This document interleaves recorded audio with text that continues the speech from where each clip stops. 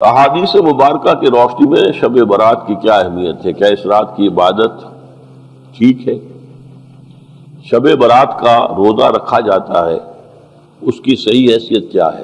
شب کا روزہ تو کبھی ہوتا ہی نہیں، یہ آپ نے شب برات کا روزہ کیسے لکھ دیا؟ شب رات کو کہتے ہیں نا۔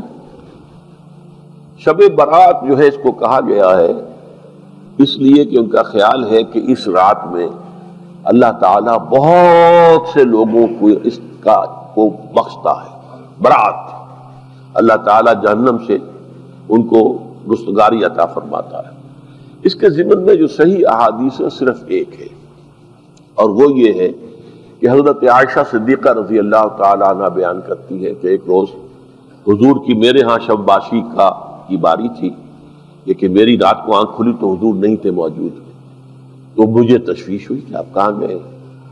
تو میں ڈھونڈتی ہوئی وہ یا کسی اور کو آپ نے بھیجا، بہرحال مجھے پوری تفصیل یاد نہیں ہے، تو معلوم ہوا کہ آپ جنت البقیع میں گئے ہوئے ہیں اور وہاں پر استغفار کر رہے ہیں اللہ سے، اور تمام جو بھی وہاں پر مردے دفن ہیں ان کے لیے مغفرت کی دعا کر رہے ہیں۔ بس یہ ثابت ہے۔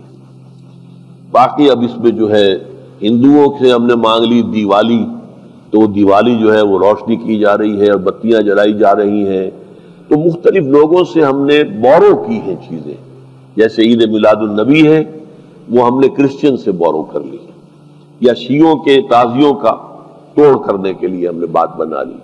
اب اس میں جو ہے روشنیاں کی جا رہی ہیں، یہ دیوالی کا گویا کہ ہم نے توڑ فراہم کیا ہے یا اس کی نقل ہم کر رہے ہیں، یہ چیزیں نہیں۔ البتہ نماز رات کی عبادت تو ہر رات میں بہت اعلیٰ ہے۔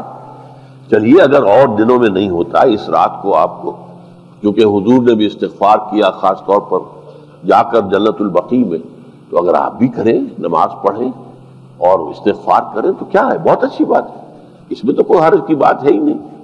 لیکن اسے کوئی تہوار کی طرح منانا، پٹاخے چھوڑنا اور جو ہے وہ روشنی کرنا، یہ بھارت صحیح نہیں ہے۔ روزہ بھی چونکہ 15ویں شب ہوتی ہے، 15واں دن ہوتا ہے، پھر اس اعتبار سے حضور کے معمولات میں تھا کہ آپ ہر مہینے کی 13، 14، 15 تاریخوں میں روزہ رکھتے تھے۔ تو اگر آپ یہ نیت کر کے روزہ رکھ لیتے ہو، کیا کہنے ہیں، نور علی نور ہے، اور روزہ کسی وقت بھی نفلی روزہ رکھا جائے اللہ تعالیٰ قبول فرمائے گا۔